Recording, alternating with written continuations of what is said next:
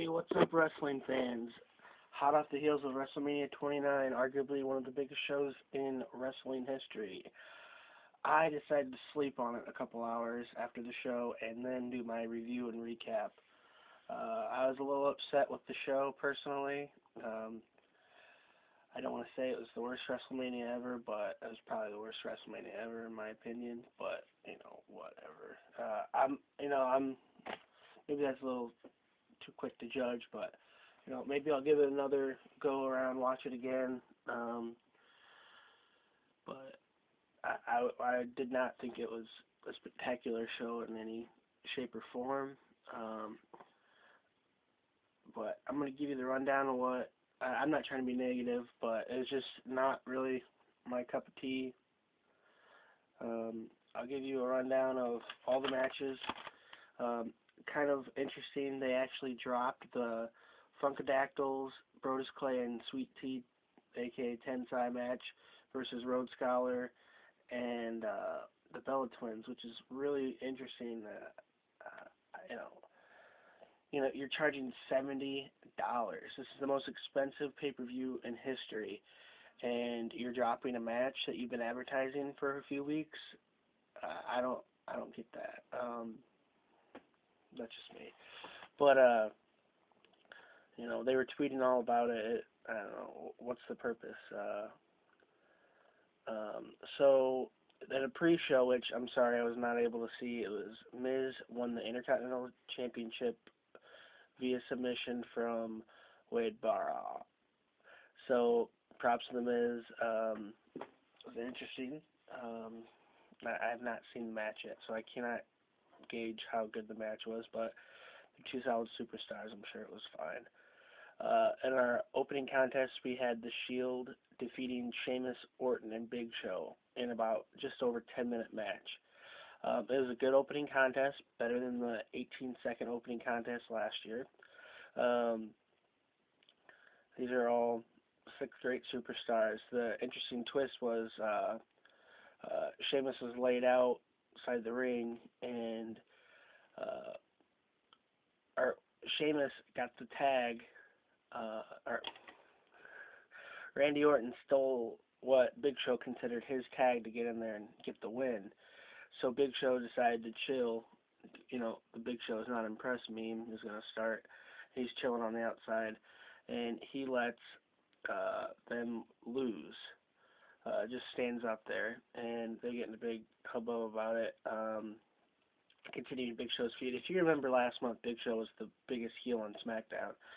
So it's been kind of weird seeing him be a good guy again temporarily.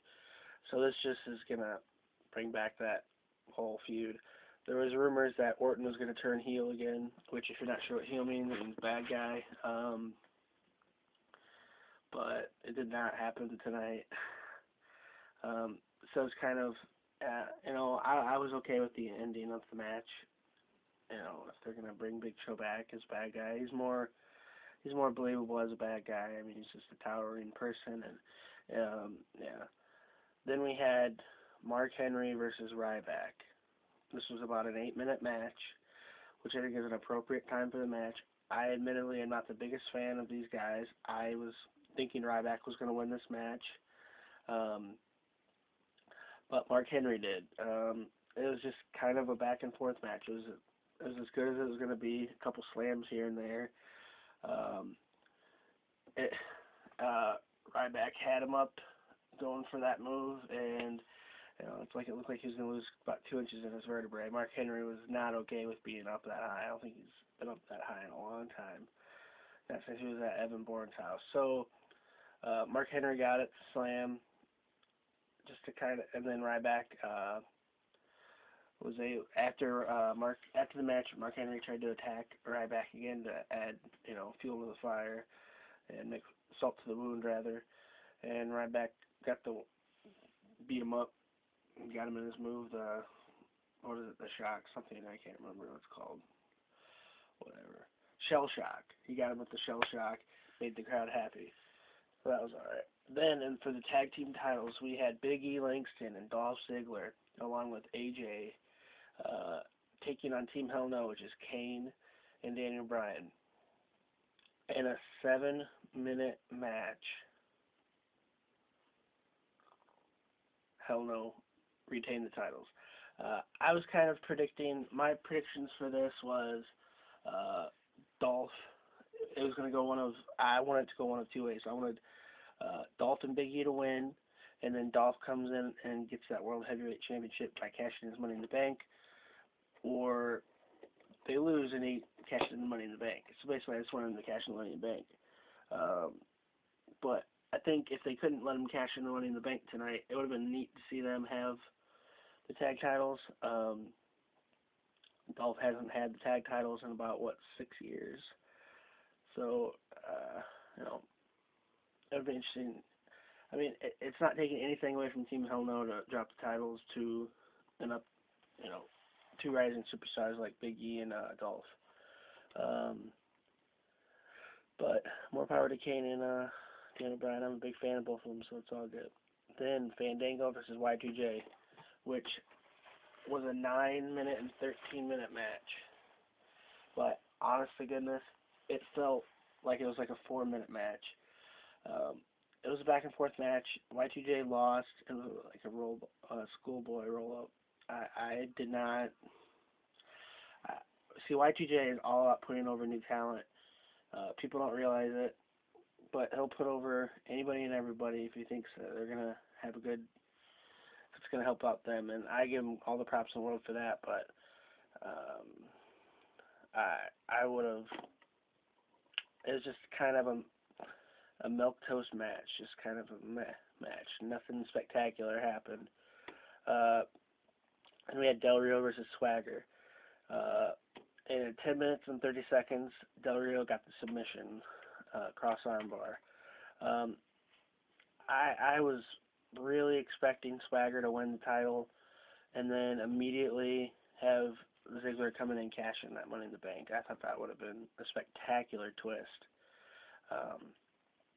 But nothing against Del Rio. I think he's a good guy, good champ. If he had retained, it would have been.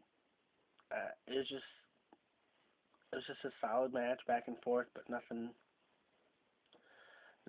that extravagant. Nothing that separate this from SmackDown. And it could have been on SmackDown. Nothing. Yeah. Then we had Taker and Punk. 22 minutes and 8 seconds. Taker keeps the streak alive. 21-0. I knew in my heart that Taker was not going to lose the streak, but I gotta be honest, I really wanted Punk to win. This was, I'm gonna get massive amounts of heat on this, and I've already gotten people getting pissed on Facebook, but Punk carried that match. Triple H versus Taker 1 and 2.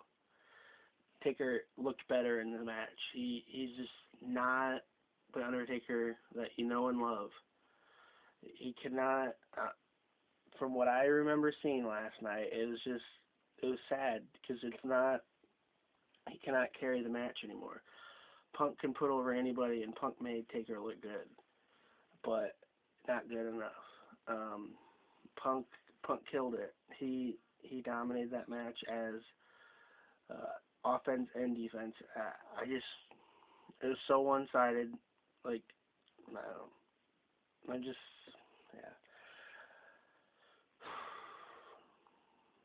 I think it's only going to elevate someone's career to end the streak. Either end the streak or end your career. Just, retire. It's time to retire. If you go back and look at that match, I just don't feel that Taker has it in him anymore. Nothing against him. I don't hate the guy or anything. I just put over somebody. Should have put over a massive heel Kane 5 years ago. He should have retired, joined the Hall of Fame, got that ring. Should have put over someone like Punk. Put over someone like Dolph Ziggler. Put over something. There's rumors that at WrestleMania 30 he's going to be facing Brock Lesnar. And there's I don't know how anyone could be. He's not going to lose. That's not a headlining. I mean, it's okay. Triple H versus Brock. in my opinion, this is the match of the night. It's a brutal match. If Triple H lost this match, he would have to be retired. He would retire. It was a no holds barred match. Well, it was just a crazy back and forth match. Um, Brock's got that fighting spirit in him. I mean, it's crazy. It seems, I know he admits he does most of the stuff for the money, which I think most people do, but he really went all out. I mean, he's doing moves he hasn't done in a long time. People forget, man, he's an amateur wrestling champ, double NCAA tournament champ, and he obviously was a former UFC champ. I mean, legitimate UFC champ. And I mean, it was a great contest. I mean, in my opinion, match of the night. And then the finale both of these matches were 24 minutes, by the way. The Cena and Rock, twice in a lifetime, which will become 3 times in a lifetime because they are now tied. John Cena won.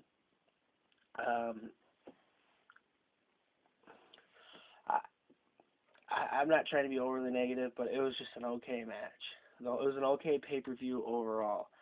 Uh, that back and forth match where they kept grabbing each other, the rock bottom thing, and it was just, it was like they were stepping on each other's toes. It just did not appeal to me at all. It wasn't the false finish thing. It could have been more. It was just an okay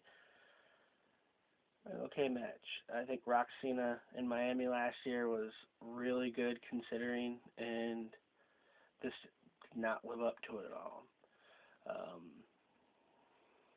It was not worth $70.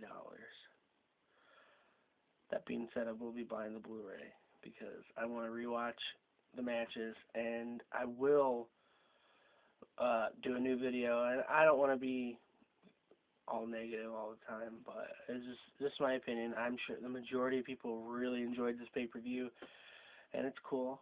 I'm more power to them. I'm happy if you enjoyed the pay-per-view. Let me know what you think of the show. And I hope I don't come off as all negative the whole show. Like I said, I really enjoyed Triple H and Brock. And Shield, and good for the Shield. And I was surprised Mark Henry and Ryback had an okay match.